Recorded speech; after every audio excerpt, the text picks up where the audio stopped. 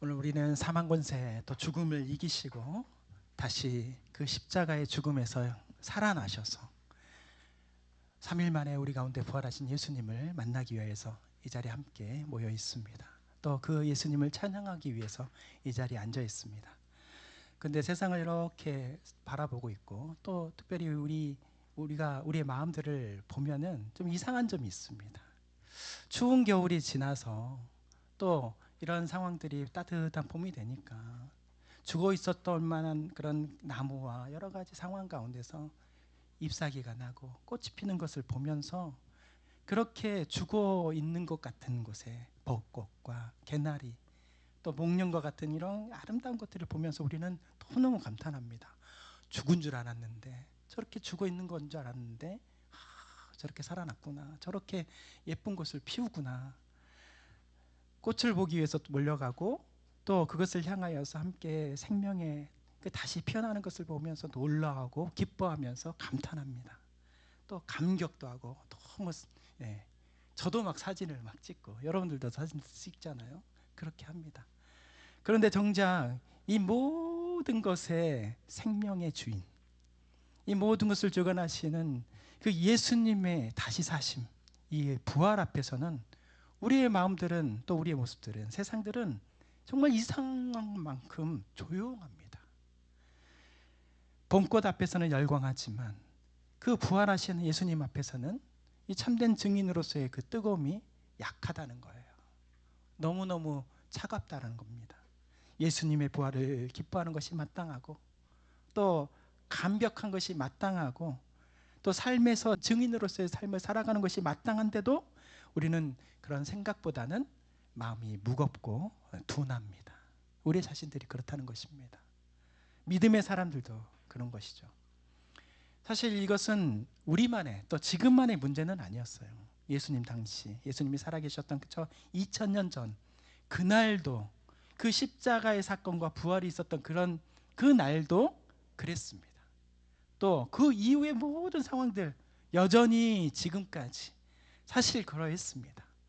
예수님께서 살아계시는 그 3년 동안의 그 공생에 33년간 뿐만 아니라 그 3년간의 말씀을 전하시면서도 계속 나는 고난을 받을 것이고 나는 그 고난을 통하여서 십자가에서 죽을 것이고 그러나 그게 끝이 아니라 3일 만에 다시 살아날 것이다 라는 것을 계속 말씀을 해주셨는데 그것을 가장 가까이서 들었던 함께 했던 제자들도 잘 믿지 못했습니다.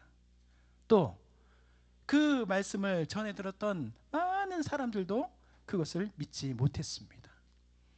하나님이 인간의 옷을 입고 이 땅에 오셨다라는 성육신, 그리고 처녀의 몸으로 잉태하여서 아기를 낳는다라는 이런 동정녀 탄생도 사실 사람의 생각으로는 도저히 믿을 수가 없고 어떻게 그런 일이 일어날 수 있겠는가라고 정말 이성적으로 판단하면서 믿지 못하는데 어떻게 십자가의 그런 죽으심과 그래서 다시 살아난다라는 이 부활을 어떻게 믿을 수 있겠습니까? 믿을 수가 없는 거죠. 사람의 생각, 우리의 경험, 우리의 상황으로는 도저히 믿을 수가 없는 거예요. 그런데 오늘 주신 말씀 속에서는 그렇게 예수님의 부활을 믿지 못하는 사람들이 그렇게 많았지만 그러나 그 가운데서도 믿는 사람이 있었다라고 오늘 말씀을 전해 주십니다. 오늘 우리가 그런 사람이 되기를 소망합니다. 세상에 많은 사람들, 과학과 이성으로는 도저히 설명할 수 없는 이 부활에 대해서 믿는 사람, 그 사람이 내가 되기를 소망합니다. 부활의 증인이 있었다라는 것입니다. 어떻게 많은 사람들 아무도 믿지 않은 가운데에서 도저히 그런 상황 가운데서 그 사람들은 부활의 상황을 믿었고 증인이 될 수 있었을까? 오늘 주시는 말씀을 통하여서 하나님의 은혜가 되기를 소망합니다. 첫 번째로 그 이유는 부활의 증인들이 그곳에 갔다라는 것입니다. 오늘 본문 1절 말씀 우리 다 같이 한번 읽어보겠습니다. 안식일이 다 지나고 안식일 첫날이 되려는 새벽에 막달라 마리아와 다른 마리아가 무덤을 보려고 갔더니 아멘. 부활의 증인들은 그냥 우연히 생긴 게 아니에요. 그렇게 있다라고 말하는 게 아니라 무덤, 예수님의 무덤으로 갔던 사람들이었습니다. 그 사람들이 증인이 될 수 있었던 거예요. 부활을 확신해서 간 것도 아니고 예수님이 살아계신지 잘 모르면서도 그런 것을 알지 못하지만 달려갔고요.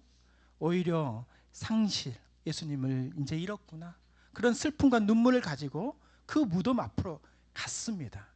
그러나 중요한 것은 그 무덤으로 갔더니 라는 말씀처럼 그들이 그곳으로 갔다라는 사실입니다. 가야만이 역사가 일어나는 거예요. 그곳에 가지 않으면 아무것도 시작이 될 수가 없는 것입니다. 그 현장에 가지 않고서는 부활을 만날 수가 없는 것입니다. 믿음은 멀리서 시작되는 것이 아니라 가까이 조금이라도 한 걸음 한 걸음 나아갈 때 믿음은 그곳에서 다시 한번 새롭게 되어지고 그렇게 새로워지고 능력이 되는 줄 믿습니다. 우리의 신앙도 그렇습니다. 많은 사람들이 예수님의 부활을 알고 싶어 하지만 정작 예수님이 계시는 그 무덤 앞에 나아가지 않습니다. 예수님을 알고 싶어 하지만 말씀 앞에 잘 나아가지 않고요. 또 이 능력을 받고 싶어 하지만 그 능력의 자리, 예배의 자리로 나가지 않습니다. 부활의 능력을 누리고 싶지만 기도의 자리로 나가지 않는다라는 것입니다. 그래서 오늘 우리에게 주신 하나님의 말씀은 가라라는 말씀이에요. 가야 한다. 그곳으로 가야 한다. 은혜의 자리로 나가야 되고 말씀의 자리가 있는 곳에 나가야 되고 주님을 찾는 그 기도의 자리로 나가서 믿음은 머리로만 자라는 것이 아니라 이 머림, 행함, 발걸음으로 자라난다는 것을 믿으시기를 바랍니다. 믿음은 시작이지만 발걸음으로 더욱더 성숙해지는 것입니다. 부활의 증인은 언제나 한 걸음 내딛는 사람에게 주어지는 것인 줄 믿습니다. 저도 오래전에 이제 목사 안수를 받았지만 사실 언제 목사다운 목사가 되셨습니까? 라고 저를 혹시 물어보신다면 저도 이렇게 곰곰이 생각을 해봤는데 딱 하나가 딱 올라와요. 생각이 납니다. 나는 언제부터 내가 이제 목사 같다라는 생각을 했을까? 그것은 제 기억 속에 제가 이스라엘 성지순례를 갔을 때예요. 수년 전에 이스라엘 성지순례를 갔었는데 사실 뭐 그곳에 꼭 가야만이 그런 역사가 일어나고 멀리 가가지고 그렇게 믿음이 생기는 것은 아니지만 제 경우에는 그것에 갔던 저와 가지 않았던 저를 구분할 수 있겠다라는 생각을 해보았습니다. 말씀으로만 들었던 그런 장소를 제가 가보고 성경의 장면들을 눈앞에서 보면서 또 예수님께서 걸으셨을 만한 그런 길을 저도 묵묵히 걸어가면서 예수님을 떠올리면서 함께 이렇게 동행하면서 생각을 해보니까 그렇게 제 마음에 뜨거운 울림이 오더라고요. 그것에 가보니까 저는 제 자신의 그런 성지순례 목사도 그 이전의 목사와 이제 성경을 펴보면은 그 이후의 목사, 성경을 펴면은 그 장면들이 떠올라요. 보여집니다. 그게 가보는 능력입니다. 가봤을 때 생기는 그런 은혜인 것이죠. 그래서 제가 별빛교회를 세우면서 함께 세워나가면서 하나님, 저는 가장 첫 번째 제 소원이 우리 성도님들과 함께 이스라엘 성지순례를 꼭 가장 먼저 가보고 싶습니다. 가서 우리 성도님들과 이전의 성도와 이후의 나의 삶을 새롭게 하는 그런 순간이 되기를 바랍니다 라는 저의 간절한 소망이 있습니다. 반드시 이루어질 줄 믿습니다. 네, 아멘 하시는 분들만 가시는 거예요. 네, 저는 상황이 안 되고 돈이 안 되고 이런 거 다 아멘 하시길 바랍니다. 네, 누가 어떻게 될지 몰라요. 네, 여행 간다 이게 아니라 예수님을 막 깊이 만나는 장소, 그런 장소 가기를 소망합니다. 그런데 정말 중요한 것은 그렇게 예루살렘 그 땅을 꼭 밟아야 되는 거냐? 그것은 아니라는 거예요. 그것이 아니더라도 정말 중요하고 필요한 것은 우리의 삶의 자리에서 예수님 앞으로 나아가야 된다는 것입니다. 이게 가장 중요한 거예요. 이스라엘 100번, 예루살렘 여러 번 가봤자 아무 소용이 없습니다. 어느 곳에 있든지 그곳에서 예수님 앞으로 한 걸음 한 걸음 나가는, 어제 한 걸음이었으면 오늘은 두 걸음, 세 걸음 가서 조금이라도 나아가는, 이것을 바로 성숙 성화 라고 말하는 것입니다. 우리 가운데 그런 구원은 받았지만 구원을 좀 더 깊이 누리기 위해서는 성화의 삶을 살아가야 되는 것이죠. 그렇게 사시길 바랍니다. 그렇게 예배의 자리, 말씀의 자리, 기도의 자리로 나가면서 묵상하다 보면은 나도 모르게 부활의 증인이 되는 것입니다. 그렇게 부활의 증인은 그것으로 가장 먼저 가는 사람이 되는 줄 믿습니다. 두 번째로 부활의 증인은 보는 사람입니다. 오늘 6절 말씀 우리 같이 한번 읽어보겠습니다. 그가 여기서 계지 않고 그가 말씀하시던 대로 살아나셨느니라. 와서 그가 누우셨던 곳을 보라. 아멘. 가는 것이 믿음의 시작이라면 이 보는 것은 믿음의 본질입니다. 시작과 본질이 있어야 되는 거예요.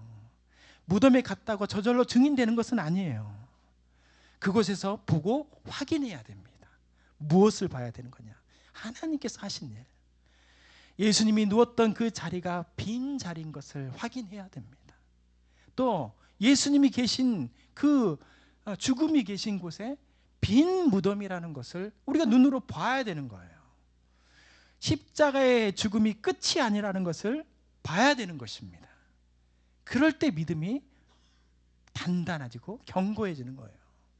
예수님이 살아났다는 그 사실, 이 사실은 뭐 제자들의 상상이나 심리적인 위안 때문에 아니고 역사 속에서 실제로 일어난 분명한 사실인 줄 믿습니다. 믿으시길 바랍니다. 네. 오늘도 그렇게 보라, 하나님께서 말씀하시는 거잖아요. 예수님이 누웠던 곳을 보라고 말씀해 주시는 거예요. 확인하라고 말씀하십니다. 우리는 부활의 흔적을 봐야 됩니다. 우리 삶 속에서도 그런 부활의 흔적을 봐야 되는 거예요. 그 일로 죽을 수밖에 없었던, 또 죽을 것 같던 그런 시간 속에서 다시 일어나게 하신 하나님의 은혜, 이런 게 부활의 흔적이에요. 무너졌고 끝난 줄 알았던 그런 관계가 다시 회복되고 새로워지는 그런 하나님의 손길, 이것도 부활의 흔적입니다. 정말 안 되는 나의 무너진 마음, 정말 이제는 회복이 안 되겠어 라고 하는 그런 마음을 다시 회복해 주셔서 삶의 자리로, 은혜의 자리로, 하나님이 함께 있는 믿음의 공동체로 나가게 하신 하나님의 위로, 이것도 부활의 흔적입니다. 여러 문제로 안 되고 다쳤던 그것을 다시 되게 하시고 열어주신 이것을 우리는 봐야 되는 줄 믿습니다. 우리 삶을 통해서 보면은 우리 부활의 흔적이 너무 많습니다. 그 흔적을 믿고 나가는 저와 우리가 되기를 바랍니다. 예수님이 살아계시지 않는다면 우리가 어떻게 이 자리에 앉을 수 있겠어요? 한 분 한 분들을 봐보세요. 얼마나 잘나셨는지. 너무너무 이게 이상한 말은 아니에요. 네, 잘났네 뭐 이런 거 아니에요. 너무너무 멋지고 너무너무 좋으신 분들이기 때문에 그분들이 이 좀 귀한 시간을, 이 아까운 시간을 여기에 왜 앉아 있겠습니까? 부활의 능력이, 그 부활의 은혜가 있기 때문에 우리는 이 자리에 앉아 있는 줄 믿습니다.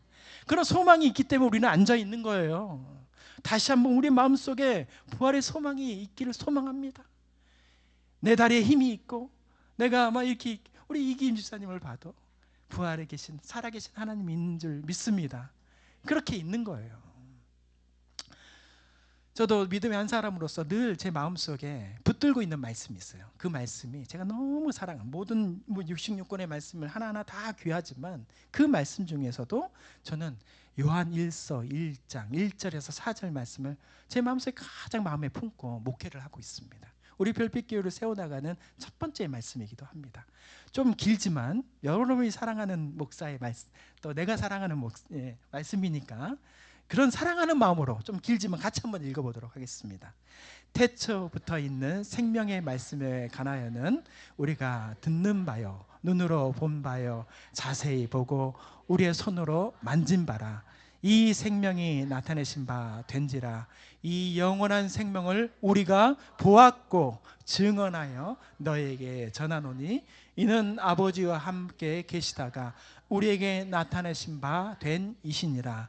우리가 보고 들은 바를 너희에게도 전함은 너희로 우리와 사귐이 있게 하려 함이니 우리의 사귐은 아버지와 그의 아들 예수 그리스도와 더불어 누림이라.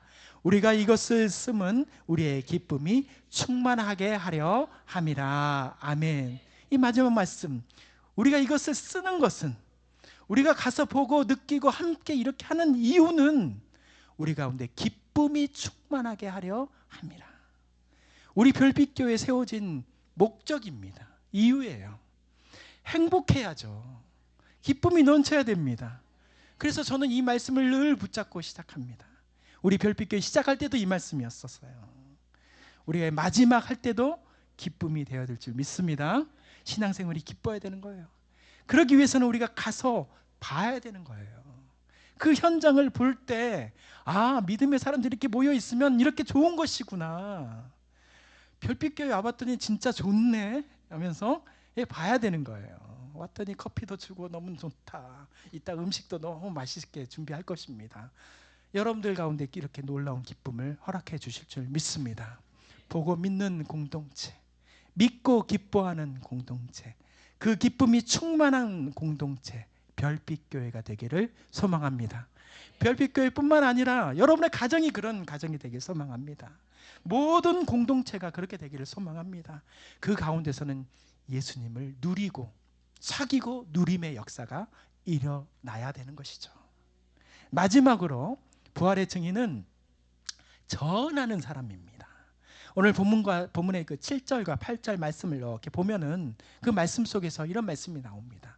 빨리 가서 그 제자들에게 이르되 그가 죽은 자 가운데서 살아나셨고 라는 말씀과 또 무서움과 그 큰 기쁨으로 빨리 무덤을 떠나 제자들에게 알리려고 다름질할세라는 말씀이 나옵니다.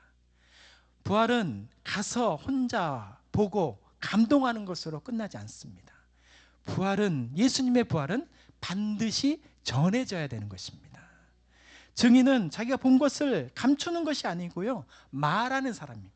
증인이 말을 해야죠. 아, 저는 알고만 있다라고 내 마음속에 있으면 이게 증인입니까? 말을 해야죠. 듣는 것을 품고만 있는 사람은 절대 증인이 될 수가 없는 거예요. 듣는 것을, 본 것을 전할 수 있는 사람이 되어야 되는 것입니다. 오늘 그래서 다른 복음서, 마태복음뿐만 아니라 마가복음에는 이런 말씀이 나와요. 가서 다른 제자들에게 이르기를 라는 말씀이 나오고, 또 누가복음에는 모든 일들을 사도와 다른 모든 이들에게 알리니 라는 말씀이 같이 나오는데, 이 말씀으로 다시 정리해보면 한마디로 그들은 부활을 전했다라고 말을 하는 것입니다. 가까이 있는 사람들만이 아니고 누가복음의 말씀처럼 모든 이에게 부활을 전했다. 이것이 부활의 결론이에요. 내가 가서 보았고로 끝나는 것이 아니라 전했다로 끝나는 우리의 부활이 되기를 소망합니다. 그래서 우리가 여기에 모인 것입니다. 좀 더 부활을 깊이 알기 위하여서, 또 그 부활이 나의 부활이 되기를 소망하면서, 그래서 이 자리에 모여 있는 것입니다.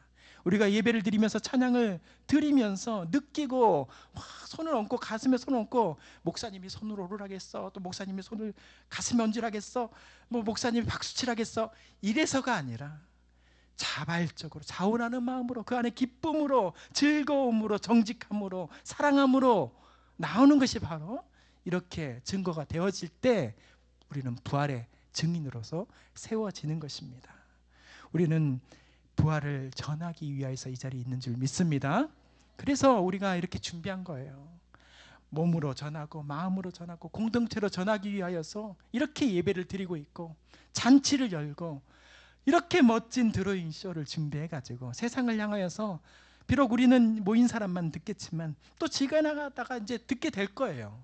한 명의 영혼이라도 지나가다가 우리 드로잉 쇼를 보면서 우리 김진규 감독님이 만난 예수님을 만날 수만 있다면 그것이 우리의 목적이 되는 것입니다. 그렇게 되기를 소망합니다. 그런데 이런 자리 가운데 혼자만 즐기면 안 돼요. 혼자만 음식을 맛있게 먹고 돌아가면 안 됩니다.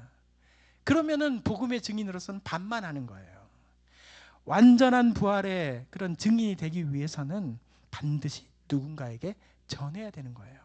함께 주님이 살아계시고 죽음이 끝이 아니고 절망이 그의 마지막이 아니고 십자가 뒤에는 부활과 소망이 있고 믿음의 공동체가 그래서 그렇게 모여 있다라는 것을 전하는 것, 이것이 완전한 부활의 증인이 되는 줄 믿습니다.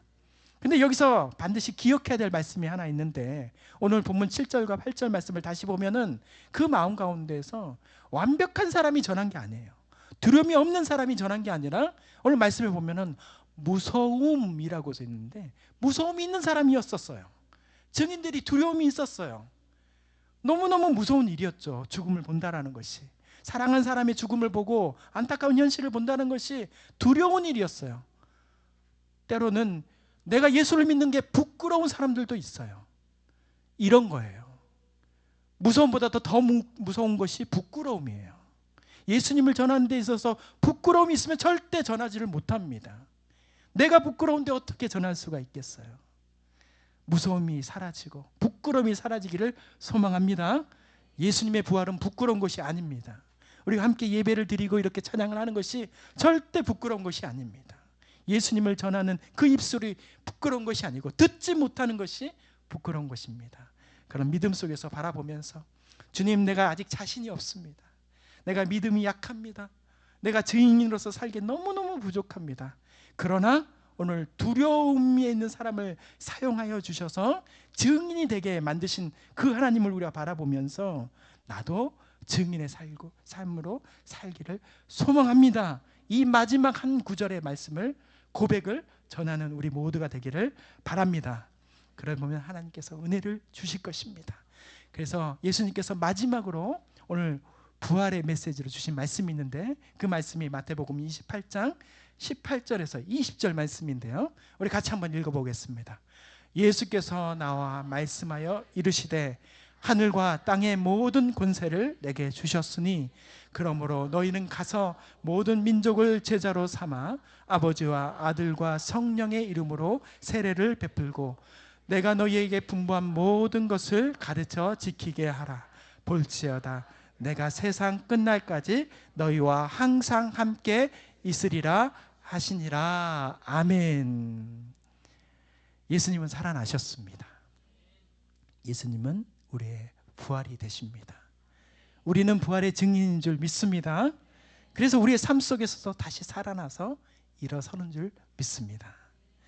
부활은 우리의 마음속에만 머무르지 않고 여러분들의 인생뿐만 아니라 가정에서, 또 특별히 우리 함께 모여있는 이 별빛교회 공동체 안에, 특별히 정말 힘들어하는 세상의 모든 사람들, 이 순간에도 전쟁의 포탄 속에서 두려워하고 있는 그 사람들에게도 부활의 기쁨이 전해지기를 간절히 소망합니다. 기도하겠습니다.